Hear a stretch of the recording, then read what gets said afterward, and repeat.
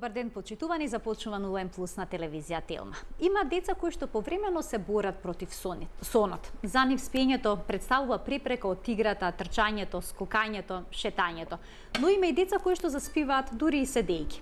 Во домовите на оние кои што има деца кои што не сакаат да спијат, се одвива вистинска борба во ноќните часови кога се обидуваат да ги легнат, а и од кога ќе успеат да ги стават во кревет, тогаш тие не сакаат да останат таму. За негодувањето на децата за поврзано со спиењето, денеска ќе зборуваме со Сања Ѓорѓева, доктор Гуднајт, сертифициран тренер за спиење на бебиња и деца. Добре ни дојдовте. Добро ве најдов, ви благодарам на поканата.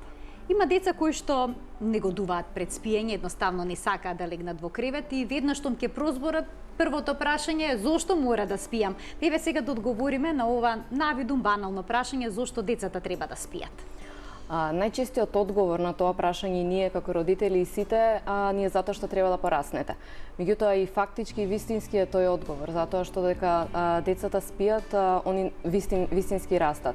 Се развива хормонот на раст, се развиваат, се лачат хормони кои што го поттикнуваат растот и развојот кај децата, како физички, така и психички. Така што на децата им и такако потребен квалитетен сон за да се развијат како што треба. Децата кои што спијат подобро имаат поголема концентрација, покасно во училиште имаат подобри оцени, не се склони кон дебелење. Значи, сето тоа е поврзано со спиењето уште во раните години. Исто така, луѓето кои што не спиеле, бебињата кои што не спиеле добро, додека биле малечки, во текот на годините се посклони кон развивање на некои медицински проблеми поврзани со спиењето, како слип апнеа и слично. Така што сето тоа е многу поврзано и спиењето е такако важно и битно за едно здраво дете. Влие на многу аспекти, влие и на нивното расположение. Некогаш децата знаат и да бидат хиперактивни, да бидат нервозни и на родителите да не им е јасно всушност дека се работи за дефицит на сон. А всушност сето тоа се решава на многу едноставен начин со регулирање на сонот кај децата. Така е, да. Кога зборуваме за сонот кај децата и за нарушувањето, односно одбивањето да се спие, тоа првпат се случува кога се тие многу мали, кога се вуваат така наречените скокови во развој. Ајде да објасниме како скоковите во развојот се поврзани со сонот. Скоковите во развој имаат тесна поврзаност со сонот, затоа што прво скок во развој е период каде што се развива некоја вештина кај детето, или физички се развива или почнуваат ја развиваат вештината превртување од стомак на грбче околу 4 месеци, или почнуваат да ползат, почнуваат да одат, зборување и така натаму. Значи скок во развој е период каде што доаѓа до едно развивање кај децата. Тоа, од друга страна, влијае и реагира на спиењето. Односно, кога децата ќе западнат во оваа фаза, многу често или одбиваат да спијат, дури и деца кои што идеално спиеле до тој момент, или одбиваат да спијат и во текот на денот и во текот на ноќта. Во текот на ноќта се будат многу почесто, се будат порано и се будат со плачење. Значи, ќе се разбудат и родителите едноставно не знаат што се случува, затоа што тоа се случува преку ноќ. Нема никакви предупредувања претходно, туку буквално преку ноќ одеднаш почнува да се буди детето кое што до тогаш спиело идеално. Меѓутоа тоа е период кој што поминува, траат измеѓу 2 и 6 недели, така што во тој период родителите треба да имаат колку што е можно поголемо трпение и многу е битно да знаат кога се случуваат скоковите во развој. Кои се тие периоди, на која возраст најчесто се забележуваат? Значи имаме повише периоди, значи едниот е околу 4 месеци, измеѓу 4 и 6 месеци, тука имаме еден голем, огромен скок во развој. Овде почнуваат да распознаваат се околу нив, значи на 4 месеци почнуваат да си ги гледаат ножињата, рачињата, ја гледаат мајката на 4 месеци веќе како одделна фигура, значи почнуваат да бидат свесни за тоа дека мајката може да се отргне од нив. После имаме еден скок во развој измеѓу 8-миот и 10-тиот месец. Овде најчесто се развиваат, почнуваат децата да ползат, почнуваат да се некои се обидуваат да застанат, некои многу напредни деца дури веќе одат во оваа возраст и сето тоа предизвикува кај нив проблеми во спиењето, покенкави се во текот на денот, имаат зголемен апетит затоа што нивното тело цело време нешто работи. Буквално се случува процес во нивното тело и затоа им е потребно многу повеќе храна и во овој период можат родителите да приметат дека многу почесто јадат, дека сакаат многу повише да јадат. Потоа имаме околу 12 месеци еден скок во развој, кој што е најчесто поврзан со одењето. има скок во развој на 18 месеци. Овде се развива зборувањето, значи почнуваат во 18 месеци да зборуваат многу повише и исто и тоа реагира, има влијание врз пиењето. И последниот, како запамтен, е на 2 години, на втората година, овде веќе се свесни, да кажеме, ептен веќе разбудени за све околу нив. И кога идат да спијат, сваќаат дека они додека спијат се случува нешто друго, ние правиме нешто друго и се обидуваат на било кој начин да ги поместат нашите граници. Меѓутоа, многу е битно да се задржи рутината колку што е возможно во овој период, за да кога ќе помине периодот да се врати се во нормала. Так, тој период после втората година знае да биде особено проблематичен, бидејќи децата веќе научиле да кажат не, се обидуваат да наметнат својата волја кај родителите. Едноставно тоа го се рефлектира и на спиењето, се обидуваат да не спијат, односно удат против сопствените потреби, па не им остават простор ниту на родителите да се одморат навечер, и тоа е една вистинска битка која што се бие околу спиењето. Што може тука родителите да направат? Како да ги надминат сите овие препреки и да го стават детето во кревете, да започнеме од првите скокови во развој, па до втората година, вклучително втората? Значи, кога детето ќе се наоѓа во скок во развој, значи во тие неколку недели, 2, 3, 4 недели, 6 недели, колку и да трае кај детето, некогаш се осеќаат немоќни, затоа што не знаат што да направат и реално не може нешто премногу да се направи во тој период. Најдобро би било да можат да пробаат колку што е можно да му обезбедат спиење на детето во текот на денот, за да не биде премногу уморно во текот на ноќта, затоа што се е тоа поврзано. Доколку не спие во текот на денот доволно, ќе биде уморно во текот на ноќта и ќе се буди многу почесто. Така што потребно е колку што да ги направат сите напори да им ја задржат рутината која што ја имале претходно. Ако детето спиело порано саат и пол или саат, сега спие по пола саат или 45 минути во ред, битно е само да поспие, битно е само да ја задржат рутината. Доколку не вовеле рутини пред спиење, пред дневно спиење или пред вечерно спиење, сега е прав момент да ги воведат, да знаат секој ден да се става детето, да кажеме, во 12 саат, во 1 саат, во 2 саат, меѓутоа секој ден да се става во едно исто време, за веќе и самото дете да очекува што следи, да знае што следи и да се припрема. Така многу полесно ги поминуваат на тој начин скоковите во развој. А после веќе кога ќе се надмине скокот во развој, потребно е што е можно порано да се вратат на старата рутина која што биле. Многу лесно ќе приметат самите родители дека е поминат скокот во развој, со тоа што веќе нема да плачат за време на дневни дремки, не одбиваат да одат на спиење, апетитот ќе им се нормализира и ќе приметат дека веќе се развила некоја вештина која што се развивала во овој период. Најчесто и ние како родители не знаеме дека станува збор за скок во развој, дека не знаеме дека станува збор за развивање на некоја вештина, се додека до моментот не се случи. Например, не знам, детето почнува да плаче, почнува да се буди и за 2 недели почнува да оди.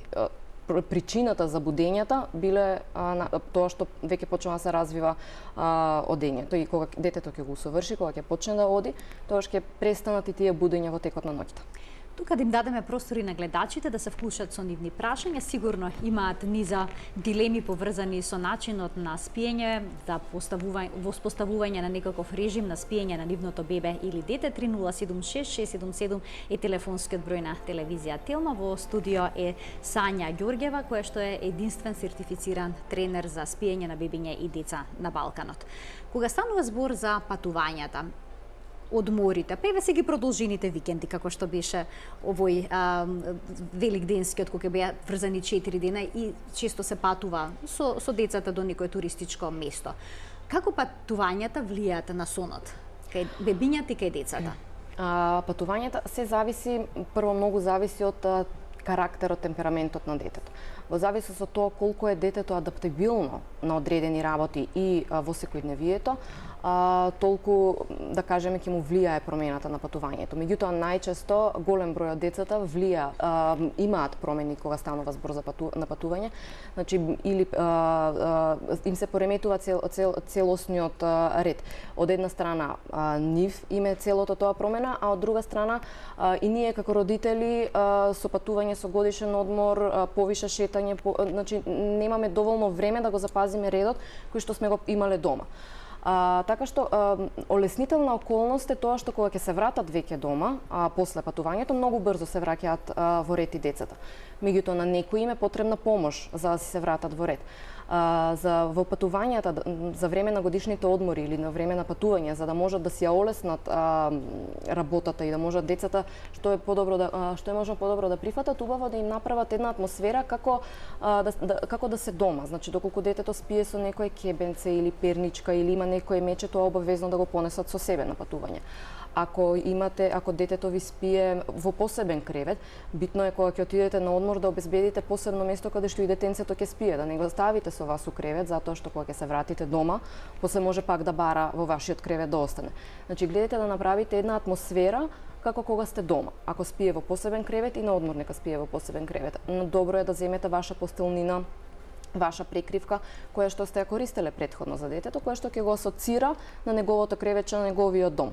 Така многу полесно ќе го направат преодот од една во друга средина и многу полесно ќе се адаптираат. Гледајте колку што е можно повеќе да спијат, мислам да ги задржите бројот и количината на дневни дремки, за да после да не ви се упропасти целата вечер. Доколку се наруши редот и откако ќе се вратат дома имаат проблем со спиењето на нивното дете, на каков начин да го вратат во нормал? Постојат повеќе начини. Еден од начините, да кажеме, е преку посебна програма која што ја правиме, преку посебни методи на кои што ќе се научи детенцето само да заспива, само да преспие ноќти и да се врати во нормала. Доколку родителите претходно веќе имаат направено, работеле според некоја метода со детето да го научат да спие и да преспива, тогаш е потребно, кај никои деца е потребно повторно да се повикаат на таа метода, повторно да се повикаат на тој ред кој што го вовеле претходно, на начинот на кој што претходно ги научиле да спијат, повторно да се воведе тој ред. Да гледат колку што е можно побрзо да ја вратат рутината, да им ги стават дневните дремки во редослед како што биле претходно, пред да тргнат на одмор. Спиењето во ноќта, вечерното спиење да внимаваат да не биде многу касно, значи да биде порано. Дури и децата кои што и кога ќе се вратат од патување, и децата кои што се во скок во развој, многу е битно да им се погоди времето на спиење во текот на ноќта, затоа што многу често родителите намерно ги легнуваат малце покасно, затоа што или плаче или не сака да спие во 7:30 во 8 саат, не сака да заспие, па ги легнуваат малце покасно, мислејќи дека така ќе преспие. Меѓутоа тоа е погрешно. Посебно во овој период се препорачува дури и пола саат порано да го легнете. Ако заспивало детето во 8, легнете го сега во 7:30, во 7. Дури тоа се препорачува и така многу полесно ќе се врати во рутина и ќе се врати во нормала, отколку доколку го легнувате се покасно и покасно. Така, некој смета дека доколку се рипне дневната дремка, дневното спиење, детето ќе спие подолго навечер. Дали е тоа точно? Не, тоа апсолутно не е точно и тоа е многу интересно што голем дел од родителите тоа го прават или им го продолжуваат, намерно ги држат будни за да спијат подолго, или во текот на ноќта ги заспиваат во 10-11 за да се разбудат покасно сабајле или да се уморат. Али напротив, значи детето кое што е премногу уморно, кое што не заспива на време, има многу пократки дремки, се буди многу почесто во текот на ноќта и се буди многу порано. Значи дете кое што ќе заспие во 11, многу поголеми се шансите да се разбуди во 6 сабајле или во 5 сабајле, отколку дете кое што ќе заспие во 7:30-8. Така што многу е битно да не дозволите да дојде до момент каде што детето ќе биде преуморно, затоа што тогаш почнува лачење на одредени хормони кои што ја зголемуваат активноста, децата стануваат хиперактивни и на вас ви делува дека детето не му се спие, дека нема шанси да заспие, уствари тоа е состојба поради тоа што не сте го заспале на време. На 2 години, нели преска го спомнавме скокот во развој, на 2 години интересно што и често им го кажувам на родителите, буквално како децата си мислат дека веќе не им треба дневно спиење и они одлучуваат сами дека веќе не сакаат да спијат. И тогаш многу добро ги сокриваат знаците на спиење. Многу се вешти во сокривањето на знаците. Нема да приметите дека на детето му се спие. И најчесто на 2 годишна возраст многу родители отфрлаат целосно дремката. Значи, а тоа не е дека не му е потребна, туку детето едноставно во тој период, во тој скок во развој, во тој период почнало да покажува знаци дека не му се спие, почнува да ги искушува границите на родителите и на крај го добива тоа што го сака. Уствари и го сака, да. А како да постапат родителите во ситуации кога нивното дете се буди во 3 часот наутро, во 4 часот наутро, наспано и има потреба да игра, ги бари играчките, ги вика родителите заедно да си играат и слично. Дали има решение овој проблем? Да, значи ова е, да кажеме, еден од многу чести проблеми кај родителите и кај дечињата. Најлесно и најбрзо се решава со голема упорност и константност на родителите. Значи, кога детето ќе се разбуди во 3 саат по полноќ, ако сака да си игра, ако ви изгледа весело, не сака да спие, вие не смеете никако да му дозволите да го направи тоа. Не смеете никако како родител да дозволите да си играте во 3 саат. Туку напротив, треба да му покажете дека сега е време за спиење. Буквално треба да му ги направат тие будења колку што е можно подосадни. Ако се разбуди детето во 3 саат, вие како родители или мижете, правете се дека спиете, шшкајте, гледајте да не ја напуштате никако собата, доколку детето каже дека сака да мочка или нешто слично, може да излезете, да го однесете до WC, меѓутоа да нема никаква комуникација со детето, да биде колку што е можно подосадно целото тоа будење, никакво играње, да едноставно да му ставите до знаење дека сега е време за спиење. Ноќта е време за спиење. Ноќта е време за спиење. Кога ќе се разбудиме са бајле, кога ќе станеме сите, тогаш да, ќе си играме. Тоа е период кој што, да кажам, може би малце подолго време ќе трае, посебно доколку претходно родителите, кога ќе се разбуди детето во 3, па родителите си играле со него, продолжувале да си играат, да си излегуваат од собата. И кога ќе одлучат тоа да го прекинат, тогаш имаме, да кажам, и најголем отпор од децата добиваме во тој момент, кога родителите ќе одлучат дека сега е крај. Сега треба да се, затоа што во тој момент детето не сваќа зошто вчера сте ми дозволиле да се играм, а денеска да не се играм во 3 саат полни. Така да, кога ќе одлучат родителите дека сега веќе е крај, дека од сега натаму се преспиваат ноќите, треба да бидат многу константни и трпеливи и истрени до крај. Затоа што еднаш ако попуштат, еднаш ако повторно се вратат на играта, после очекувајте дека следната вечер и ќе плаче многу повише детето и многу повише ќе настојува и може да се случи од 3 до 7 воопшто и да не заспија. Така, многу често се прават ненамерни грешки, сакајќи да се направи нешто добро, всушност се прави едно вистинско нарушување на сонот кај децата. И еден убав совет да се биде доследен и да не се дозволи игра кога не е време за тоа. А како влие темпераментот на детето врз сонот, бидејќи различни деца различно реагираат во исти ситуации, некои се поемотивни, некои се поактивни, значи сите се разликуваат, некои полесно се адаптираат на промените, дали сето тоа влијае и на сонот? Влијае. Можам да кажам дека и покрај рутините и навиките кои што ние како родители им ги вметнуваме на децата, темпераментот на децата и како влијае на спиењето. Значи, јас и кога работам со родители и со деца правам еден систем за тоа во кој што го гледам темпераментот на детето. Многу ми е битно да сватам за какво детенце станува збор, дали е поактивно, дали е по емоционално, колкав му е прагот на вознемиреност, дали знае да се смири само од себе кога нешто ќе се вознемири, кој му е начинот на смирување и така натаму. Сето тоа многу влијае на спиењето. Најчесто проблем со спиење имаат дечиња кои што се, да кажам, потемпераментни, кои што се многу поактивни, дури и многу по физички развиени од другите деца, многу понапредни, да кажам, имаат најчесто проблем со спиењето, затоа што тие дечиња се многу посвесни за околината околу нив, забележуваат многу повише работи околу нив, значи може да приметат чашата каде се наоѓа, во што се облечени, како се приметуваат ситници кои што другите можеби уопшто нема да ги приметат. Сето тоа влијае многу на спиењето. На тие деца им сметаат звуци, може да ги разбуди лаењето на кучето. Има некои деца кои што не им сметаат звуци. Децата кои што се активни, кои што цело време трчат, цело време нешто сакаат, буквално го сметаат спиењето како губење време. Значи они сега сакаат наместо да спијат, сакаат да трчат, да истражуваат, да гледаат на сите страни. Дечиња исто кои што се приврзани многу со мајката, има, да кажеме, карактерот и тоа е тука малце проблем со спиењето, зашто многу често во текот на ноќта се будат само за да видат дали е тука мајката. Тоа е обично дечиња кои што се малце прагот на вознемиреност им е малце на пониска граница, значи полесно се вознемируваат и кога ќе дојдат до момент на вознемиреност, одма идат кај мама за да се смират. Плачат и идат кај мама да се смират. Мама ги гушка, ги смирува и тоа им е како една врвка каде што они се како начинот на кој што се смируваат. И тоа го прават и во текот на ноќта. Значи ќе се разбудат и ќе плачат се додека да дојде мајка им да ги смири. така што многу влијае карактерот и темпераментот и во програмите, во текот на целиот тој метод на како да го научите бебето да спие, е многу битно да го имате и тој аспект во предвид, за да знаете како ќе реагира детето и да знаете што му одговара, а што не му одговара, да знаете како вие да се програмирате, еве да кажеме, кон неговиот темперамент.